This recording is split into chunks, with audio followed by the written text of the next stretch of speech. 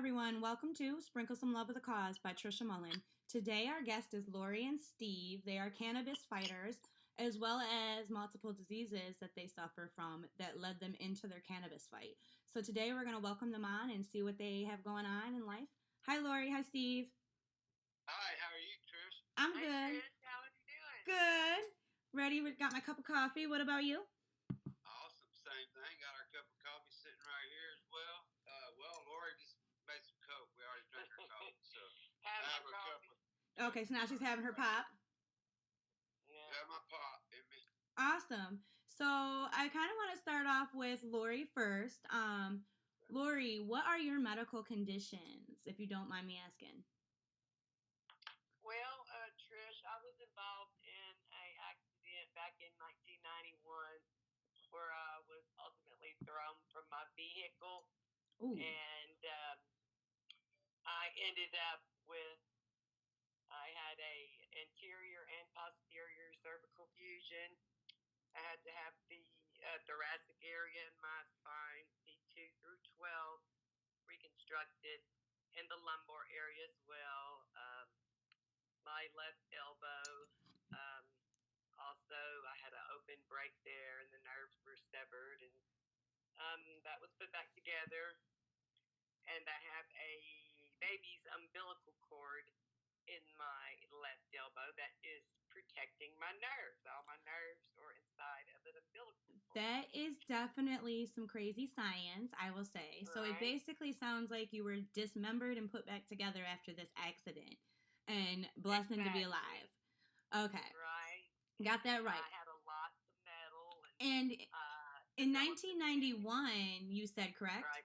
That was quite some time ago, and the science to put an umbilical cord in your arm and those techniques, those were quite advanced at that time for that generation. Like now it's kind of more, like not so much of common, but it's definitely used now.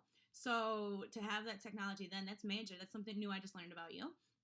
I definitely think that that's something really cool too, for science to show how like another human's body parts can save another body part, and it's not even that like an umbilical cord for an elbow or a nerve or a muscle, like all in that area to fix it. You would never think that those two would be like a combo of the cure. Yes, that little The antidote. slave doctor, she was way ahead of her time, and I was so very lucky to get on her that she table was at there that time. because Like I would not have use of this arm.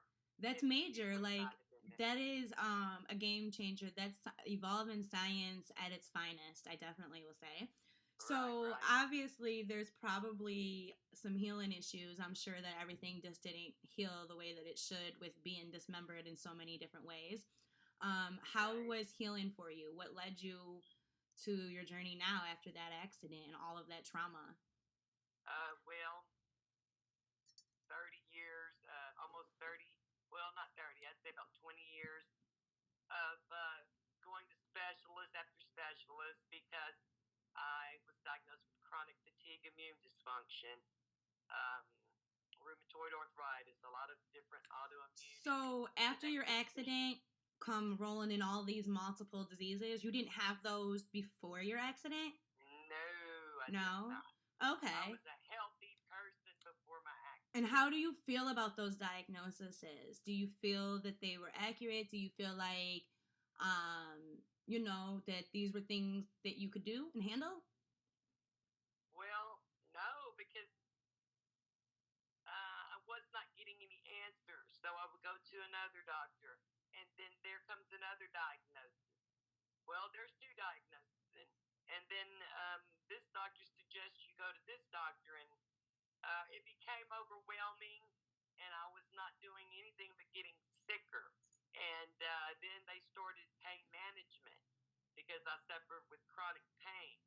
And that field was brand new back then. I was one of the first pain management patients. Okay, so they started managing your pain, but they weren't actually managing your diseases, but they were giving you diagnoses. So there you go. were you taking any medication for these newest said diagnoses before your pain management?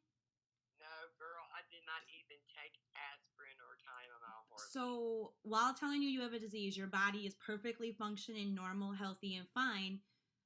to a good extent. Like, you're still having pain and issues, but the pain obviously isn't diseases from what you personally have gathered. So they start treating your pain. How does that work for you? Like, did the pain medication work? Did it get rid of all of the said disease problems or symptoms? Well, first they started with I had many epidurals, nerve blocks. They actually took a set of nerves, a surgery to take a set of nerves. It's called the ganglion nerves. So I had a gangliectomy where they removed this cluster of nerves to supposedly help with the pain because I also broke my scapula and all my ribs when I was thrown out of the Okay. vehicle. So I had intercostal pain, which is in the chest and thoracic area as well, because I have rods in there also Okay. in my spine. On a So, side question, sorry, I just had a medical thought here. Do you have any digestive issues after or before that procedure? before the procedure, I had no problems with any digestive, and now I have no gallbladder. They literally for 15 years gave me a medication called they called it Purple Dragon, but that was what the doctor called it, Purple Dragon, but it was Melanta based with Domitol and lidocaine. So it would help you digest your food and stop vomiting, correct? Oh, all that would do was numb the stomach, the lidocaine, Oh, yes. so it wouldn't hurt, and the Domitol was another uh, addicting type medicine because it's kind of like opium. So they were giving me that. Everything I got was Band-Aid. Okay, so they Band-Aid everything that came their way. It was masking the pain. It was not. The problem is it's never been solved. I guess it never will be solved. I've solved it myself because they weren't solving it. How did you solve it? What did you do to solve it? I quit going to the doctors, and I found a gentleman I guess he won't mind if I say his name. His name's Russell Langhammer. Okay. He does heart health, dabs in Dallas. Well, let me back up right before that. I was tired. I was on every pain medicine. I've been on every pain medicine, and when I say every pain medicine, I mean from hydrocodone to methadone to morphine to OxyContin to all of it. And I was tired of it, and just tired of not feeling anymore.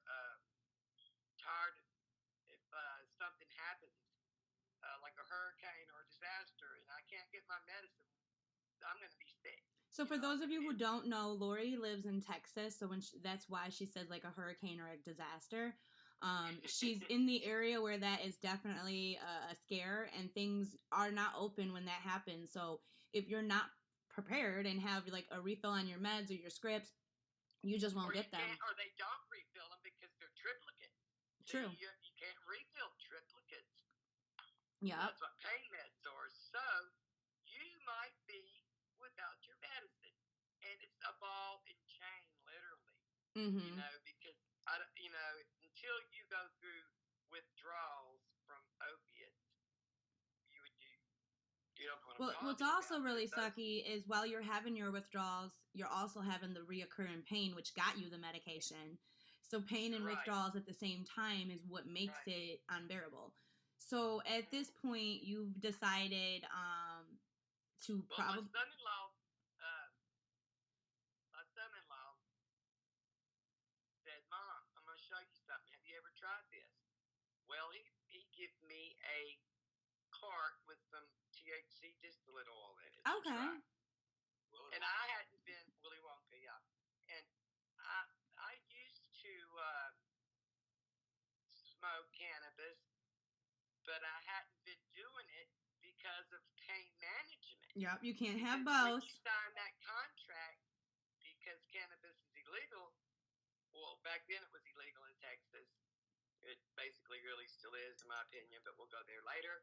Um, but yeah, so I could not partake because I couldn't get my pain treated.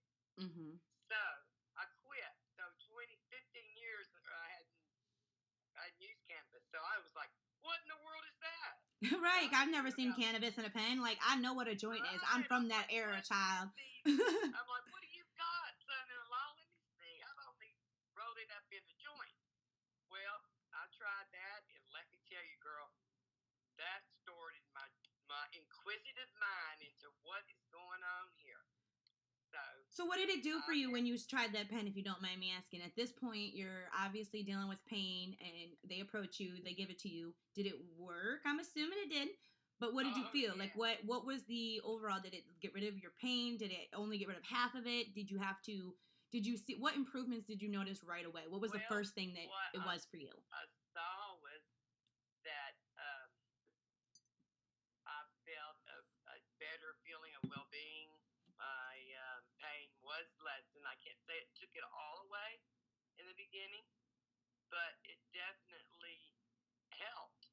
And when I find something that helped, that's what started me realizing this can help me get off the opiates.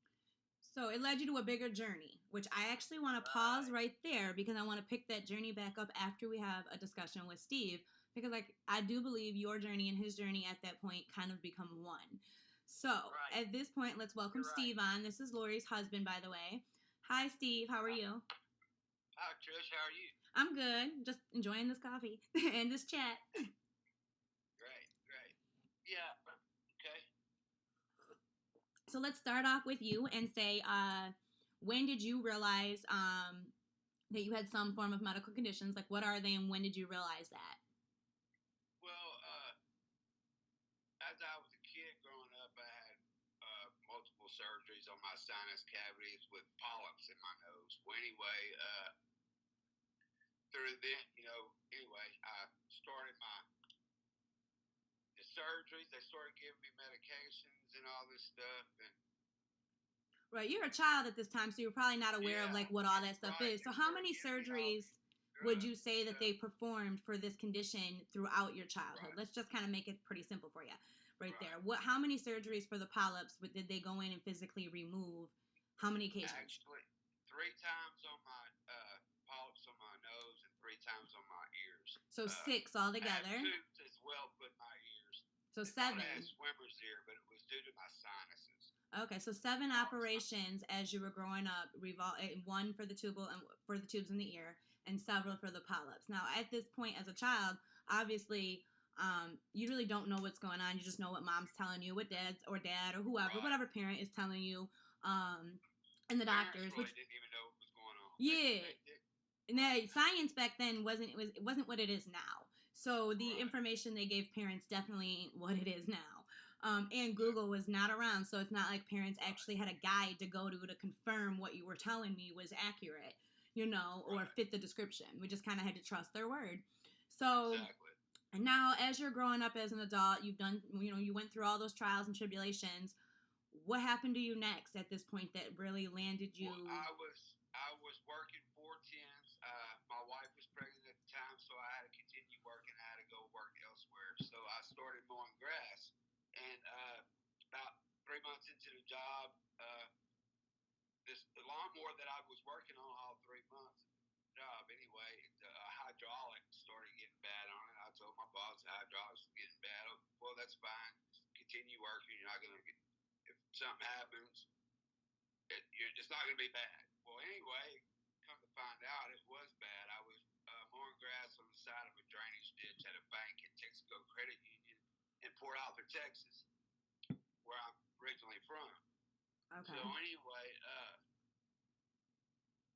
the hydraulics broke. They had people in the back that was helping, but there was 3 of them in the back of the bank, and I was in the front. Well, anyway, on the side of the road, they have a drainage ditch, and I was riding on the side of the embankment of the drainage ditch, and the hydraulics broke. And where the water goes up underneath the road, that's on the drainage ditch. Anyway, teeter-tottered on that, and the lawnmower fell exactly on top of me. I mean, straight. I was sitting in the seat still. And luckily, the back seat was sitting up high enough, the backrest was sitting up high enough to where it hit that and not my head. But when it hit the back, it bent my neck and crushed me, crushed me all the way down to my feet. And they said it wasn't all that bad. And it was. I hurt like hell. So you went to the anyway, hospital? I was a scalpel builder, and I continued working for 12 years after that, after the surgery. I mean, after my accident without surgery, with pain meds. I mean, they threw pain meds at me like crazy. But we'll talk about that here in a minute. Okay. But, yeah, I was, still working, still married, taking pills. Well, my ex-wife didn't like me on the pills. I didn't like myself on the pills, but I had to take them to continue working. Mm-hmm. And we got divorced because of it, and I continued taking them, continue working, and hurt too bad, until the bone started rubbing. Okay. So I had to do something, basically. So at this point, you find yourself look like in severe pain. You're like, I need to figure out something else. This is no longer working for me. Did you go to a hospital, a doctor? What inevitably became the monumental moment of, I got to do something different? Right. Well, tell you the truth, with all this paperwork and stuff, and with my learning disability, I should have started with that first, but I have a learning disability. I graduated high school with a 3rd grade education. Okay. And a lot of people actually who are in special education graduate with a different level because of their IEP, and honestly, that's hard because they put us into this adult world without the adult education, and they expect us to do what Uncle Sam said and 9 to 5 it and do all these things, but yet we don't actually have the tools yet inquired yet. No one's put enough time to teach us.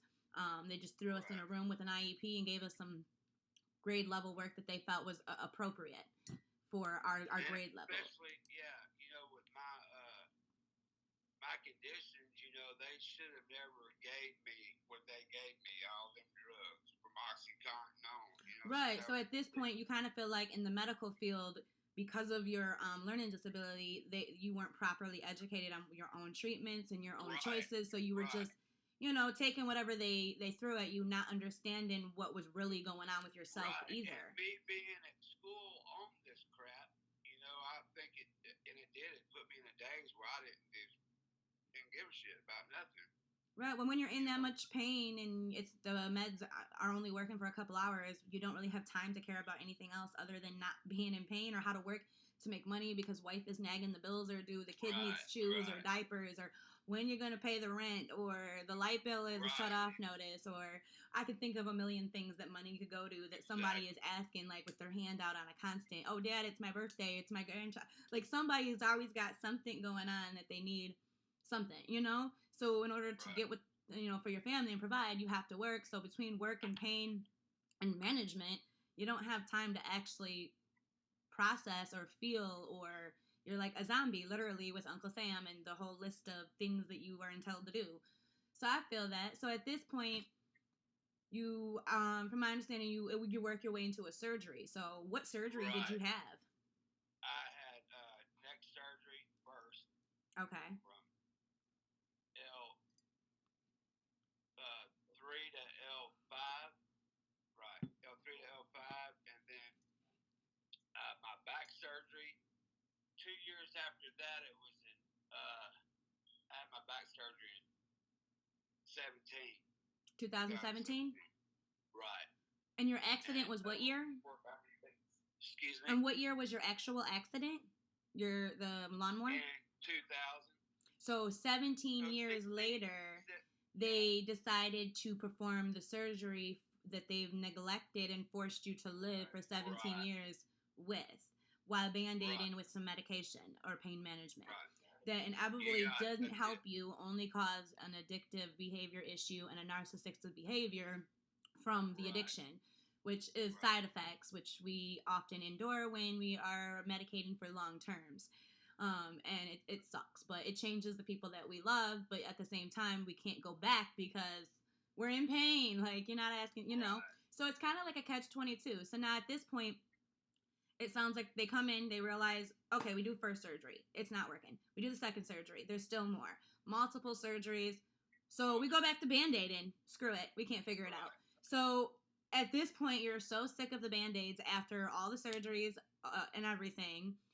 And are you with Lori now? When did you guys discover cannabis? I know she discovered it. When did you discover cannabis as a form of medication, not like a 70s era party phase? Right. Well, okay.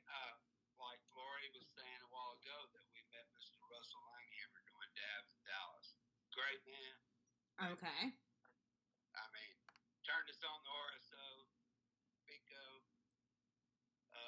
And for those of you who don't know what RSO is Rick Simpson oil, which is a former content of THC and CBD and everything positive that marijuana has in it, but it also has cannabinoids and all of these like positive things. So almost like the Charlotte Web is, like, those of you who know what Charlotte Web is, where it helps cancer patients, Rick Simpson oil is actually used in a lot of patients that have epilepsy because it has something that hits the central nervous system. So neuropathy and bone issues and like the lumbar surgeries, all of those patients benefit more in the RSO than THC or smoking it, because the way that you consume your marijuana is important for how your body gets it. Just like if you get a pill versus an IV, those are all the way important for consumption. So Rick Simpson oil will help people with like the bone diseases and nerve diseases where THC won't hit it the same way that Rick Simpson oil will. So because they were on pain management for like 20 years, both of them, obviously THC isn't just going to be enough. So Rick Simpson oil is what they went to, and it became enough. So at this point, once you're realizing that Rick Simpson oil is kind of like magic for you, and it's, got us off of opiates. Yeah, so that's what I want to kind of discuss. But how did you and Lori do that? Like, just to be able to do that transition alone is hard. So Lori and Steve together, how did you guys, as a couple, overcome your medical issues with Rick Simpson oil? I guess that would be my question. Well, we started out slowly. Yeah, I started weaning off pills first, like we were told. So slowly but surely. So like one day at a time, like what, cutting doses or just skipping doses? What was your and did you guys talk to your doctors? Did you guys get medical advice on this? Oh no. So for those of you who don't know, Texas is not a legal state like Michigan, here where I am. Michigan is fully legal with marijuana as far as we have recreational shops, we have regular dispensaries. It's legal as long as you're 21 and up. You're allowed to possess it, hold it, smoke it, consume it, eat it, however you feel. So in Texas, only CBD that is less than 3% THC is legal. And Delta 8 which was kind of had a higher THC level, but it was still able to be passed as a CBD product because of the CBD content, where recently it's no longer being passed, and as of January 1st, it will be considered a THC product. So Texas will be losing Delta 8 and Delta any number, any form of Delta. It'll be all Delta gone. At this point, it will be now recognized as marijuana. And marijuana is not legal in Texas, and Rick Simpson oil, obviously, at this point is going to damper, because most of the way that they get their nutritions of their products are also through the system of this. So how will this work for you guys, this new transition? I know that you guys are activists in the whole trying to get marijuana legal in your state. What are you guys doing to be activists? Like, how are you fighting the cannabis fight? Well, let me just say, Texas just legalized September 1st, what they call their TCAP program, Texas Compassionate Use Program. Okay. Which does legalize THC Delta 9 up to 1% only, and it's only oil and gummies. Okay, so that's going to be your current plan. But let's come back to that, actually. What I want to really find out is, I hear you guys been marching Congress. I hear you guys have been doing all of these different podcasts and lives and giveaways, trying to bring awareness to Texas and join like forces with large other industries to make cannabis legal. And you're literally marching to Congress. So what are your marches about, and what do you feel that you and your groups have done to make a change for Texas? Like, what are you marching for? Like, how? Like, let's kind of like break that down. What's the march about? Well, we did a march last year in May to legalize. This year, for legal. This was our first year going to Austin to the Capitol to legalize marijuana. Lori's was my second time. Anyway, we went there to get them to pass it because we don't know. Let me back this up. We don't know whenever they're having the hearings. So they're not publicized. There's no platform or website or cityhall.com where you can see this information. It's not available to the public. They'll put it up at the last minute. So somebody in the Capitol is calling these groups to come. Mm-hmm. Somebody is in the Capitol because they know. So they call the groups to come fight, but they won't let you know weeks in advance. They let you know the day of, so you can't go. So right. You just have awesome people there, or they'll have it on a day where maybe people are at work or whatever. But I mean, we find out we do go.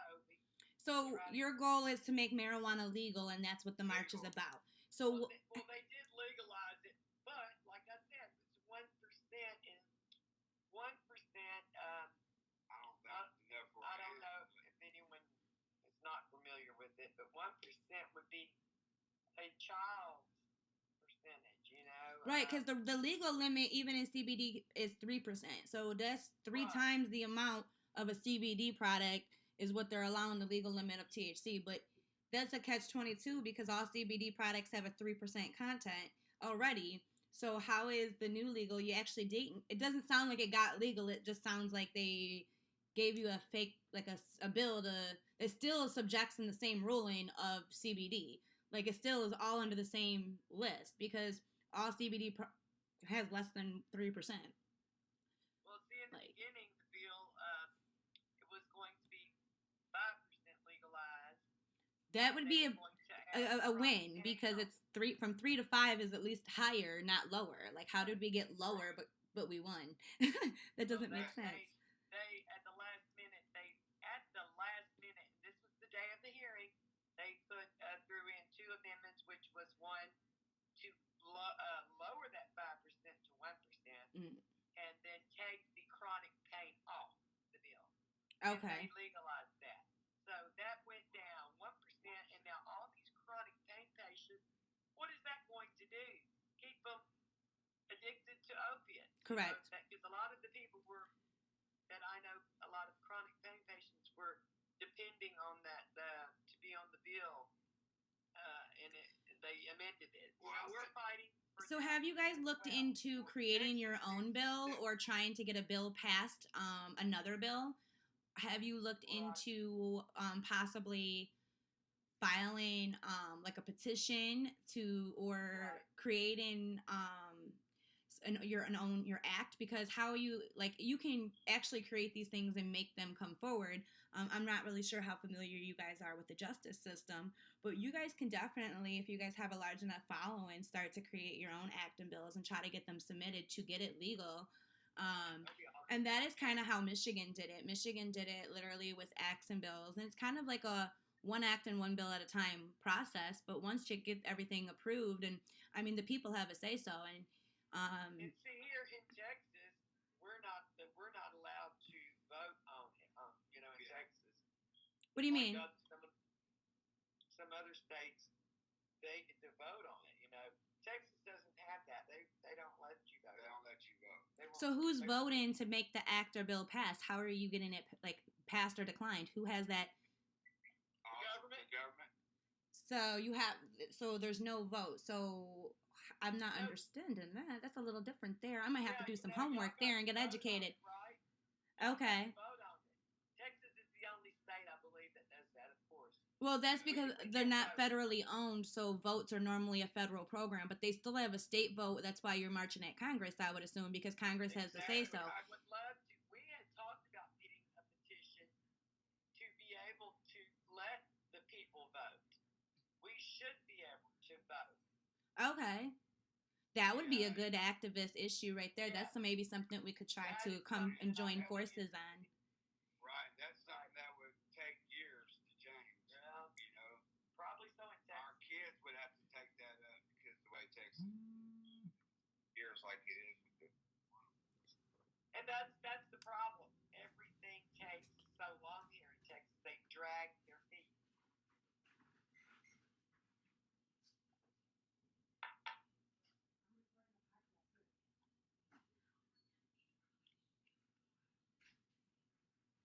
Hello? Yeah, I'm still here. Sorry about that. Okay. Sorry about that, you guys. I also had to walk away and she got a phone call. But welcome to the live podcast where life happens and we just keep it pushing. So my next question would be, as far as being an activist, where are you guys, like, where are your meet groups? Where could we find you guys? What are you currently doing? Well, you can find us on, we have a Facebook group called Canna. Okay, I'm well aware of that. For those of you who don't know, me and Lori and Steve work together in the cannabis community on several different projects, which we're about to actually give you the good information on. So Canna Care Opt is definitely one of them that we do. I'm just an admin over there, but they have a lot going on there. What is the theme of that group? If let's tell them about that. And that's found on Facebook, by the way. Canna Care Opt is we're a group. We try to educate and inform people about cannabis, and we have giveaways and games and a lot of fun. We just share we do lives on Wednesdays at 8, Fridays at 8, and Sundays at 4:20. We do a My Life with Cannabis. Okay. Where people come on and share their journeys. All right. And in these lives, is that where you're giving like some good education at? And I know you guys do a lot of different giveaways. I've seen that group have some awesome items. For those of you who are interested in giveaways, you should definitely check out that group. Lori and Steve always hook it on up for sure. And I know you guys have a couple other groups, and I know some of those are getting pretty big. So let's talk about those. Yes, we also, you can find us on Instagram as well. We're Get the Blight Canna Care on Instagram. And we're also on the Human Solution International. Right. Okay. As well, we're a part of them. That's correct. I just started working with them as well on that. I've just got recognized over there, and tonight I will be doing my first podcast with Weed Speak as well. Lori and Steve have been guest on there as well, where we also work with Weedopedia. We work with so many different communities and networks in the weed community. You definitely have to connect with us. So what we've recently done is we've launched another podcast called the 420 Smoke Room, where I had a previous group where I would do like smoke sessions and grow tips and stuff like that, and just random, fun stuff and giveaways. And Lori and Steve and I decided to come together and create a podcast that will launch through Relevant as well, where you can hear the podcast in their Relevant group and in my Relevant group. Their Relevant group is called Gift of Life Canna Care on Relevant, and I'm 420 Smoke Room. And every night on Saturday at 6 p.m. their time, which is Texas Central Time, and Michigan Standard Eastern Time will be 7 o'clock, we'll be live. And then we'll re-air this podcast on many platforms later. There'll be like a replay that you can catch. Hold on one. So basically, you can just catch us on Relevant. Relevant is going to be Lori and Steve's new home as well as mine, where most of our stuff and giveaways will be now launched through Relevant. So for those of you who haven't downloaded that app, you definitely want to download it, because Facebook and a lot of these other communities that we're working with are now becoming against or anti-marijuana or cannabis, And they're now kind of starting to block groups, delete groups, put people in Facebook jail for simple posts that really aren't major. If marijuana is legal here in Michigan and I show a pot plant or a picture of some bud, I shouldn't be put in Facebook jail for 3 days when it's completely legal and I can go purchase it. I can go to any recreational dispensary and get it. So none of it makes logical sense when we have freedom of speech, I thought, but it kind of apparently isn't freedom of speech on Facebook and other platforms. So we're kind of moving everything to relevant to where we could just be free and be ourselves and actually have these discussions and have our lives, because it really sucks when you're in a group and you're given like a good educational live and you really think that you informed your audience of some great tips, and then right after your video is done you realize they muted you through the whole thing because of what you said, but they left the video up or they just took it down. So you literally just spent 2 hours of your time giving an educational session and it's no longer there for anybody to even come back and watch the replay. And when this is a passion and you're an activist, this is something that is really important to you. So you don't want it deleted. You don't want someone else telling you what you can and can't say when you have freedom of speech. So I'm not understanding, like, we're not playing someone else's content that they have copywritten, so we're not violating any actual rules. So that is why we're switching our platforms. For those of you who are interested in why, we're sick of other platforms telling us what we can and can't do, or it used to be okay, but it's not okay no more. You know, so that's really been a game changer, and Relevant has offered us a space where we could be ourselves, grow, share about marijuana, share about the grow. So Lori and Steve and I started a CBD versus THC podcast where we just talk about the differences, talk about the laws, talk about how can we get weed legal in other states, especially Texas, and how did Michigan get to where we are, and what do we got to do to become more like Michigan per se. And tips and tricks like when we're growing, like how to tell if your plant has like a magnesium or calcium deficiency or something like that, you know, or pH levels are off. What do you do? What do you use? What products are good? What products are bad? What products really ruined our whole grow? Stuff like that. So if you're interested in that type of content, we'll be over at the 420 Smoke Room and the Gift of Life Canna Care through Relevant. And you can also catch us when we replay those lives on our 420 Smoke Room platform. That'll be on like YouTube. It'll be on Spotify, Amazon, Alexa's, TuneIn, Pandora, iHeartRadio, FM radio, podcasters, Podchasers, you name it, we'll be there. And Facebook is still something that we love, don't get me wrong. But right now, Mark Zuckerberg is definitely evolving with the new laws and changing, but he's not evolving in the right way, I feel like if it's legal here in Michigan, I should be allowed to. If it's not legal in Texas, then I could see why they're not allowed. But why am I not? Like, it doesn't make sense. If we're legal, like, if we're legal, right? Like, I'm not committing a crime. So it doesn't make logical sense. The barriers of who can do what and why. It's kind of like a pick and choose. And I just don't want anybody picking and choosing what I can and can't share. And I don't think anybody really wants that. So at this point, I'm not really sure if Facebook is going to be something that we're like dedicating our money into and doing giveaways, because these giveaways that all these marijuana communities do are not free. We all out of our pocket financially provide for them, pay for shipping. We invest a lot of time in our passion. So it's important that we're able to get that message across to people, like, and do the giveaways. Like, if we have a giveaway that Facebook doesn't agree with, they take it down. So like, you're basically saying I'm not allowed to give this item away because you don't like it, goes against your community standards.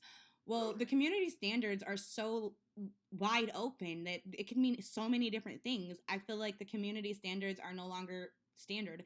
Like, they're just, you know, it's kind of like they choose who can and who can't. And once you get so big to like how Lori and Steve and I are in the community, they try to block you. And I feel that's a form of a discrimination, not a community standard. Or we no longer fit within the standard. Our popularity level is too cool for their school. Yeah, I kind of feel like it's a personal issue at times. Because I personally recently did like my own little science experiment where I had several other people post the same thing I'm currently in Facebook jail for another 2 days. I got 3 days on this crime. And everybody else can post it. They all can post it, tag me, share it. But when I share it, I go to jail. But I could have a minion share it, and it's okay. We don't got a problem with them. I kind of feel like it's a who are you, and are you an influencer? If you're an influencer in any type of way, shape, or form, or you have a large audience that you're able to influence, then we don't want you to be able to do that. You can't take part in that type because it's no longer for pleasure. You're influencing, which is kind of a big difference. But that's not in the community standards law. I don't see nowhere does it written say that. But that's kind of how I feel personally. I could be totally off. But I really feel like that's the issue, is the influencer part. You actually play a role in changing things, and no one likes change. So let's block that before it happens type of thing. And I don't believe it's Mark Zuckerberg himself. I believe that other companies or other state regulations or online regulations are on him. And I think that that's what the crackdown is about, because he doesn't, with the whole Delta 8 change, I don't think that he wants to be committing any issues either, or helping break community standards of sales of drugs or anything like that. So now that Delta 8 is illegal or it's no longer over the counter, it's dispensary come January 1st, they are indulging in illegal content technically.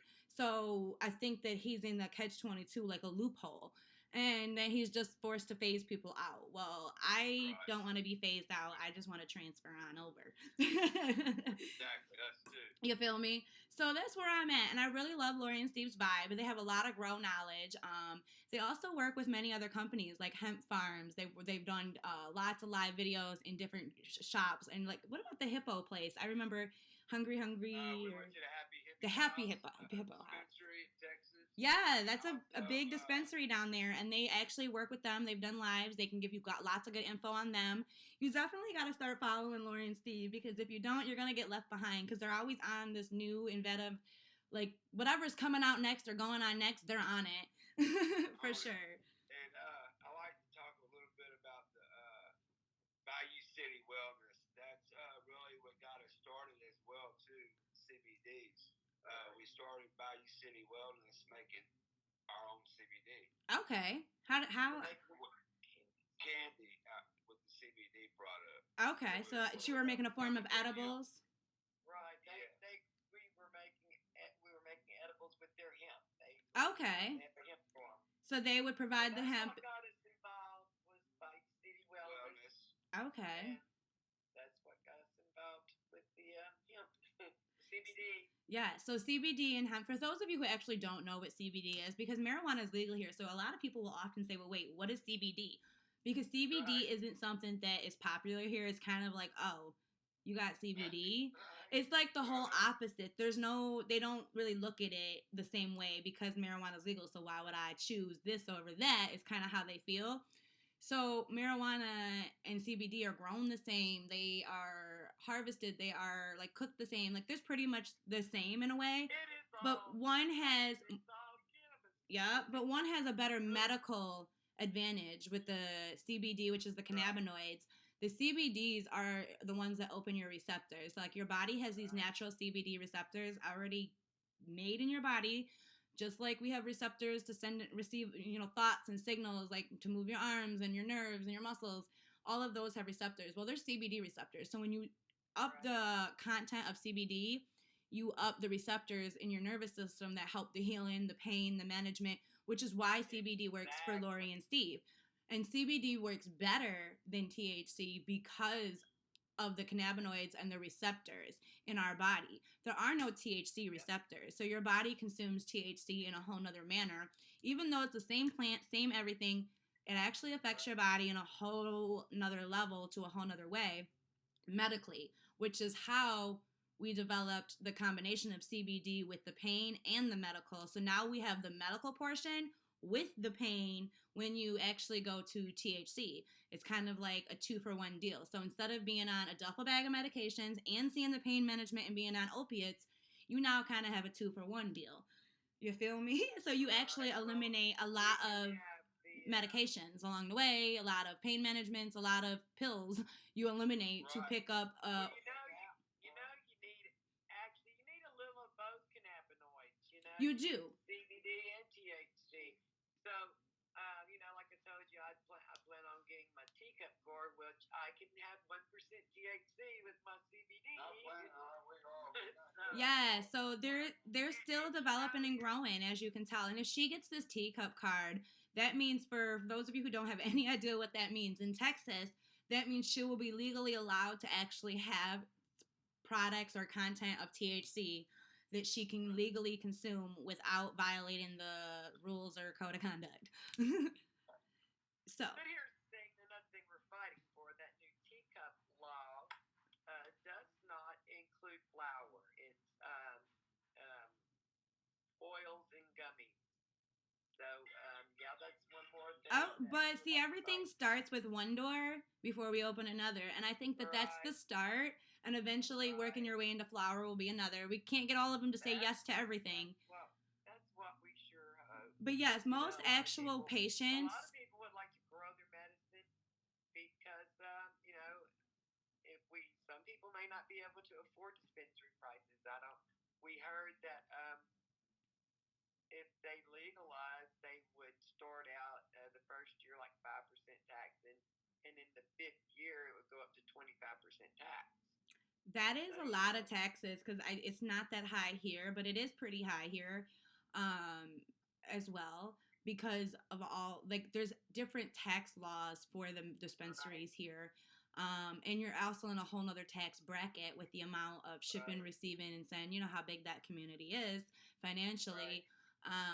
So each state kind of has their own. And because your Uncle Sam doesn't work through the federal government, your Uncle Sam may just be able to get away with that because they don't have any rules or regulations to oversee them. So I definitely think that even if Texas becomes illegal, I don't think that purchasing in Texas will be the best financial decision. I think most people will still be outsourcing outside of Texas for their cannabis products because of the dollar amount after taxes. 25% taxes, so is a lot. So for every dollar I spend, I give you a quarter. So if I spent $4, I owe you $5. Like, that's a lot in the math there. So if I bought a $60 eighth, I also owe you how much on taxes? Like, the amount there is crazy. And then,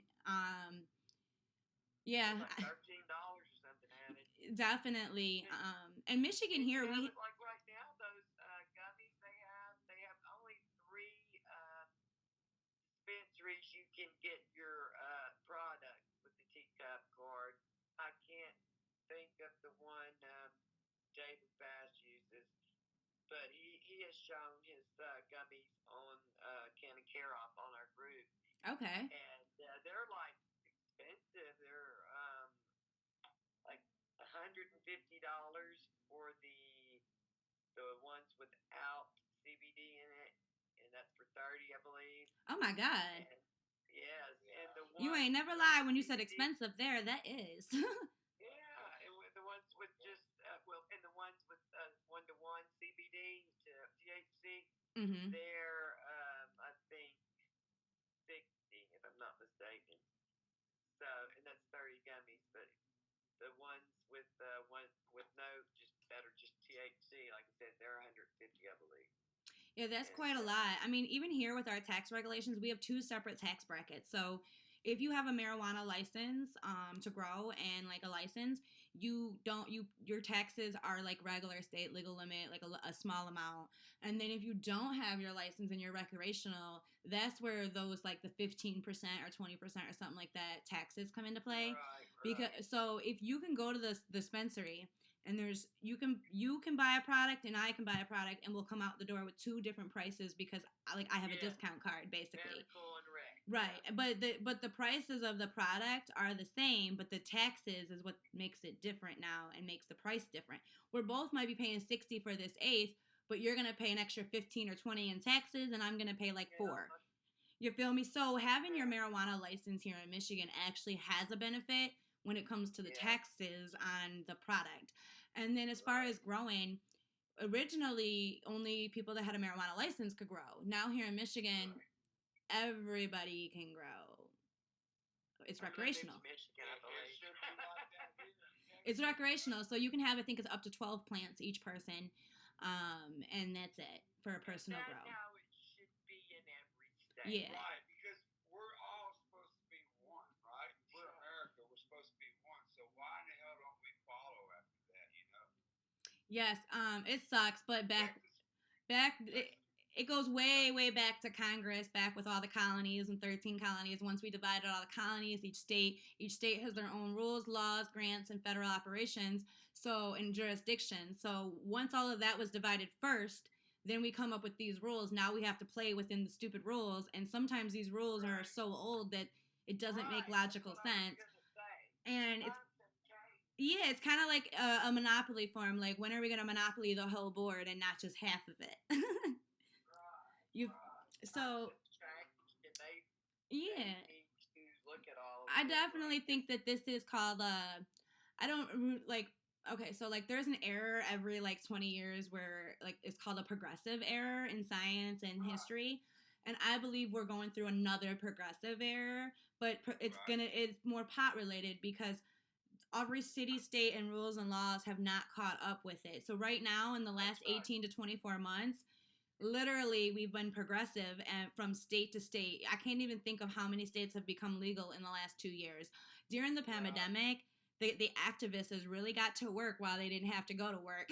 They really got to work on activism, and they were out here working and bills and acts and things were being passed left and right, and votes in Congress and this and that, and little rules and changes, but that's all progressive stuff, and those small changes make room for the next progressive change, and the door to the next door, kind of like a maze. I feel like our government is often ran like Monopoly, move by move, change by change, and act by act, bill by bill. And that's literally how it is. Without a bill, and it takes the people to create a bill. So until the people in your state get up and create these acts and bills, it can be talked about all it wants, but until somebody creates the act or bills that get to Congress, will the change actually go forth? Which that goes back to our previous progressive era, where Malcolm X and Martin Luther King and all of those big people were actually doing progressive era, but they were more on like the Black Lives Matter movement, like the Black Panthers and all of those.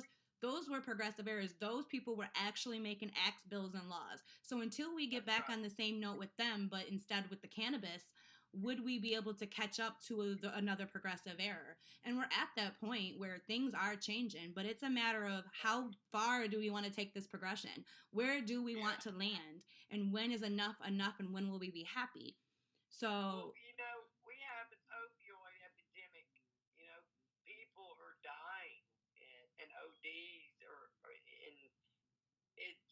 I had 3 of my closest friends OD last year on this stuff they putting out on the street. Fentanyl stuff. We should.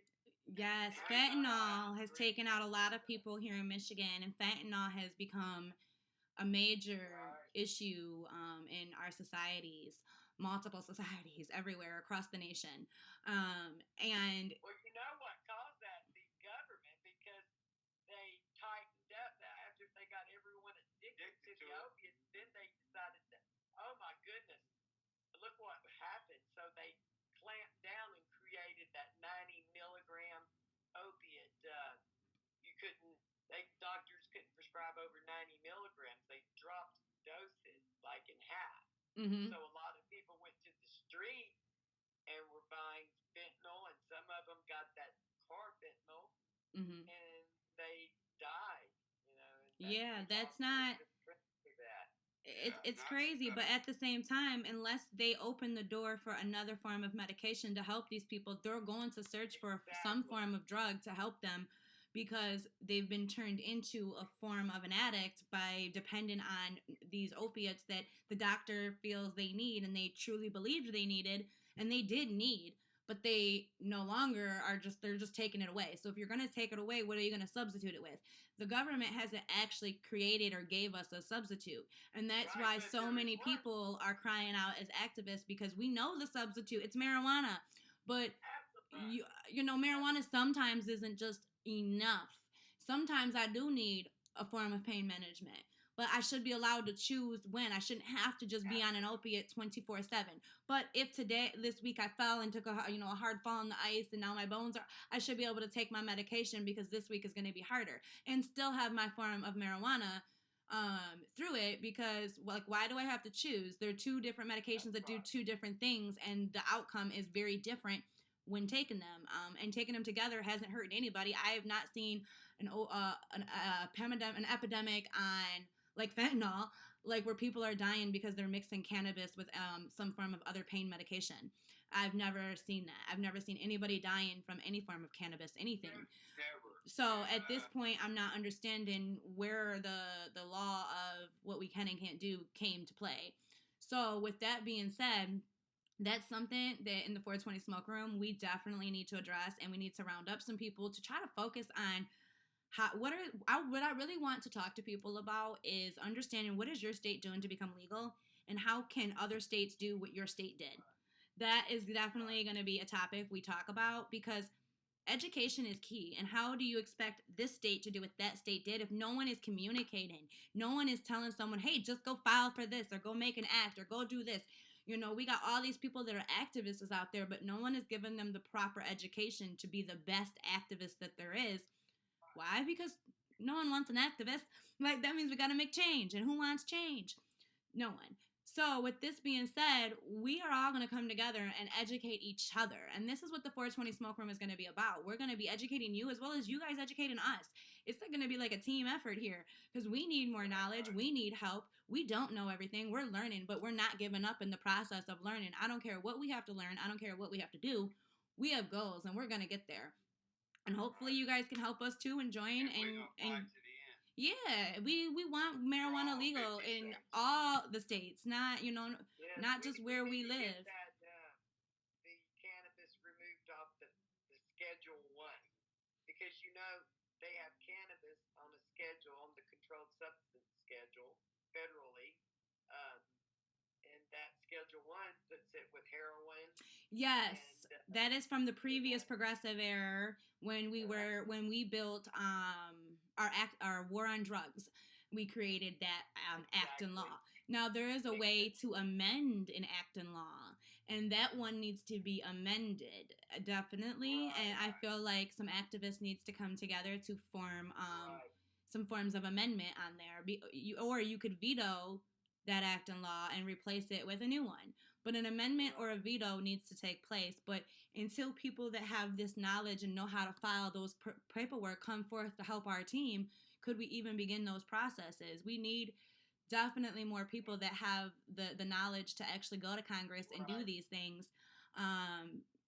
So anybody who is hearing this podcast that feels like they could help our fight, or they know the answers and we just haven't said the right answer yet, reach out, message us. We're always open to your thoughts and opinion. We're even taking guests. So if you want to come on and tell us that information on air and on the show, and also tell the public, and also tell people where we could find you, and like bring awareness to what you're doing to be an activist, this is definitely going to be a group where all activists are welcome in the cannabis world. If you have something that's driving you, or a fight that you're fighting in the weed community, speak to us. We want to hear it. We want to interview you. We want to figure out, can we help you, or can you help us, or how do we help each other, or what can we do? How can we get more involved? Lori and I are like little ADD fairies. We are constantly working on a million projects. So I kind of want to talk a little more about that before we end this show. Lori and I are literally all day long, from the time we wake up to the time we go to bed, working on something, whether it's our family, whether it's our children, whether it's our pets, whether it's our job, whether it's marketing, management, advertisement, whether it's making stuff, crafting, whether it's just even being active online and communicating with other people and just being involved. We're involved in a million things, and don't ever think that we're at our limits, because we are never. We figured out ways to make this work, which is kind of something we want to talk about. So over the years that I've met Lori, it's been about 2 or 3 years, I want to say, maybe 2 years, since Lori and I have been communicating and being friends.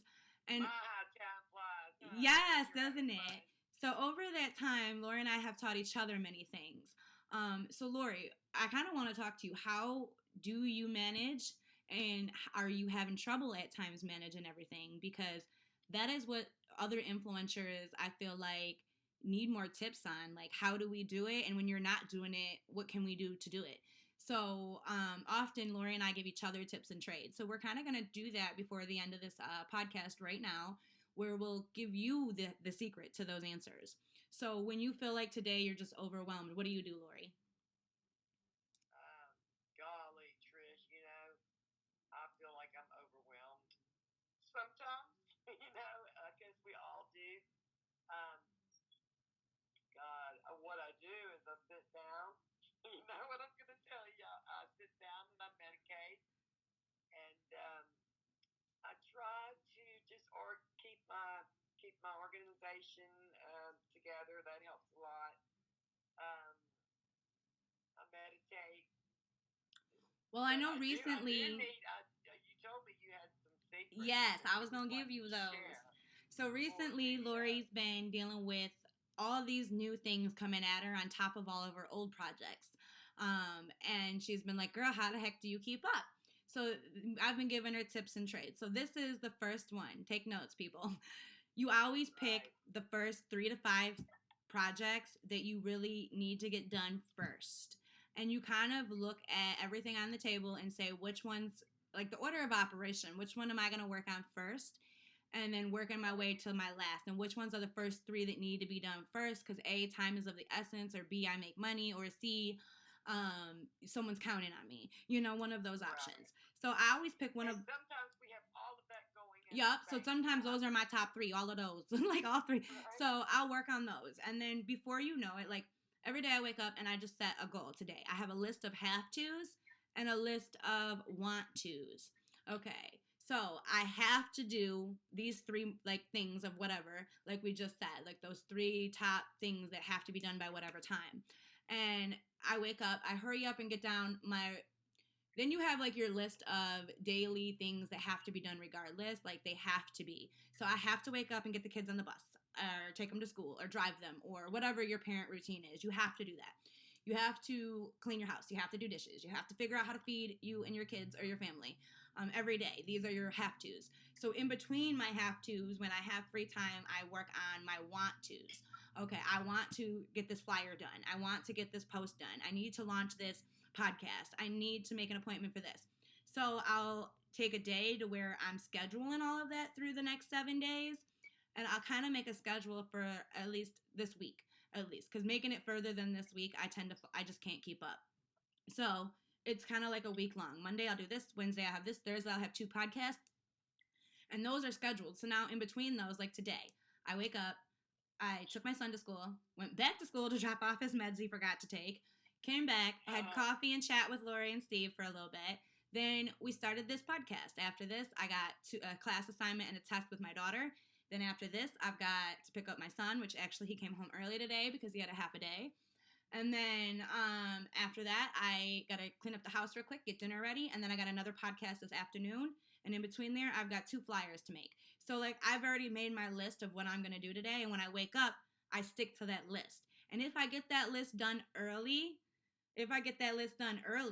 then I can say, well, shit, what else do I need to do that I haven't done yet or started working on? Oh, I've been crocheting a blanket. Okay, well, I'm going to sit down, smoke a blunt, and crochet this blanket. Or, I just take some me time. And sometimes my me times are my crafts because that's where I kind of just find myself and my inner thoughts with crafts. So you just have to make a schedule each day, and where that schedule includes your have-tos and your want-tos, like taking your kid to school, making dinner, cleaning up the house. And I don't clean the whole house every day, but I'll make a list like, okay, Sunday is going to be laundry day. Wednesday, we're going to do dishes and clean up the living room and dining room. And like, it's day by day. I pick an hour-long or 2-hour-long task around the house. So my house always tries to stay up to par or, like every day. Sometimes I feel like I need to call a maid. Oh, yeah. But I wanted to say this is a great little tool that Natalie, my new admin, gave me. Okay. Boss lady, when you were talking about yes about your goals. See, I've been.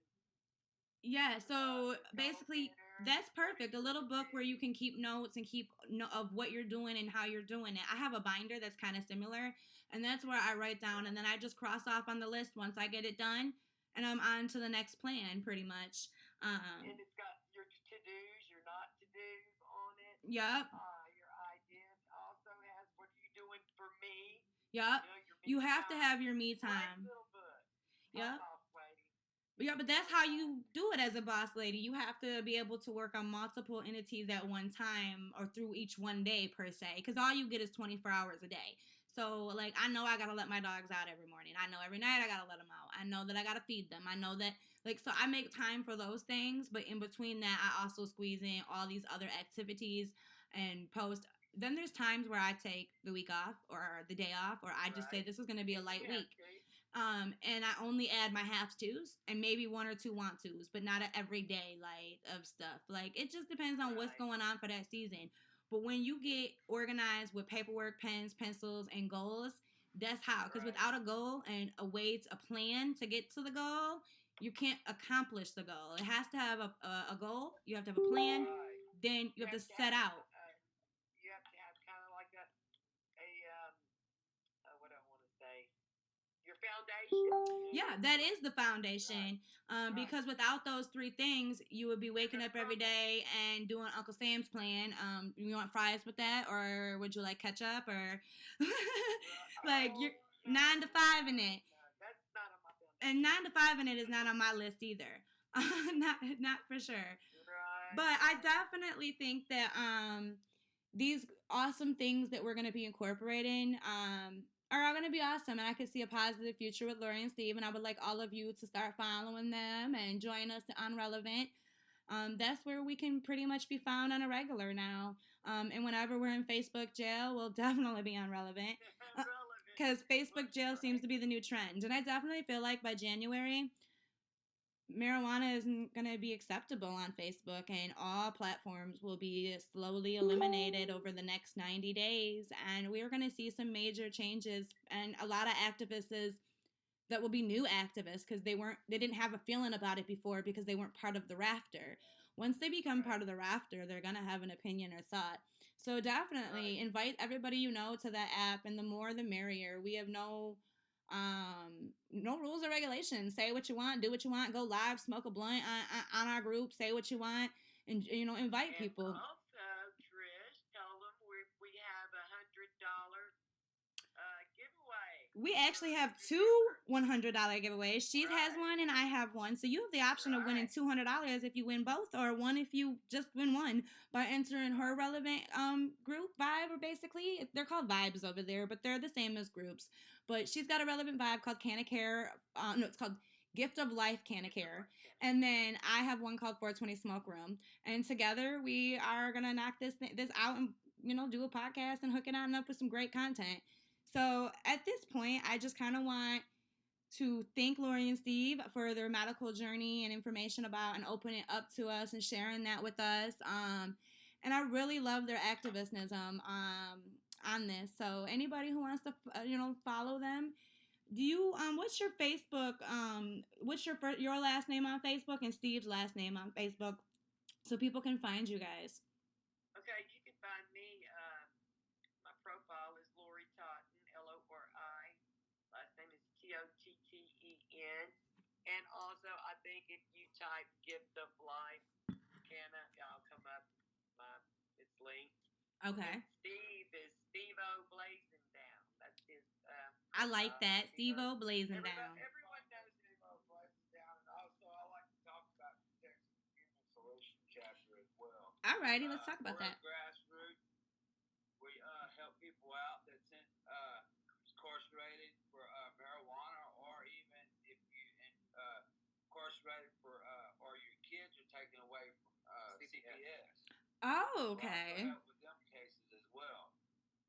And if y'all know anybody that's incarcerated and needs our help, please send them our way. We'd be more than glad to help them out. Now, does it matter where they're incarcerated, or is this only incarceration in Texas? Well, there's many chapters. There's many chapters, so you can catch us anywhere. There's we know Clean Killing has a chapter. There's So what it sounds like is there's multiple chapters in multiple states, but basically anybody who's found themselves incarcerated due to marijuana or a CPS case where their children were taken or removed from the home, you guys offer aid and assistance and valuable information on how to get through that and how to help them get through that, and services to help provide for situations like that. And also there's civil rights. It's not just, okay, so is there a civil rights lawyer that also helps with this, like the legal aspect? If you feel your civil rights were violated, veterans, Native Americans, disabled, it's a civil rights grassroots, federally recognized 501c3 civil rights organization. Awesome. And, right. The president is Joe Grumbine, and Vice President is Becca Nichols. And I think you probably know Candace Dyer. Yeah, I just started working with some of them, and I realized like the podcast that I was doing, like I said earlier, was shared in there, and I'm just kind of learning about what they do and don't do as well. So it's awesome to hear that you guys are affiliated with that and that that's something you guys are taking part in. I would definitely like to get more involved with that as well. That's right up my alley of things I love. A lot of people don't realize there are people there to help you. I've never been incarcerated, and God forbid. And that's one thing with Texas. Their laws, they're making criminals out of good people that are just trying to medicate. Mm-hmm. And if I was to be incarcerated, I would be scared to death. And I would make it. I didn't know there are people there. Yeah. So what's the name of that again for the people one more time? If you guys are looking to find this, it's located on Facebook. The name is, what is it? The Texas Human Solution International. The Texas Human Solution International. It's a Facebook page and group on Facebook. And they have lots of services. Go ahead and like their page, sign up for services if you're interested, or message them about a friend and refer a friend. But yeah, so at this point, I will see you guys next time. And on Saturday nights, you will catch us live on Relevant at Gift of Life and Canna Care 420 Smoke Room. So alrighty, I will see you next time on Sprinkle Some Love with a Cause. I thank you for joining us, Lori and Steve.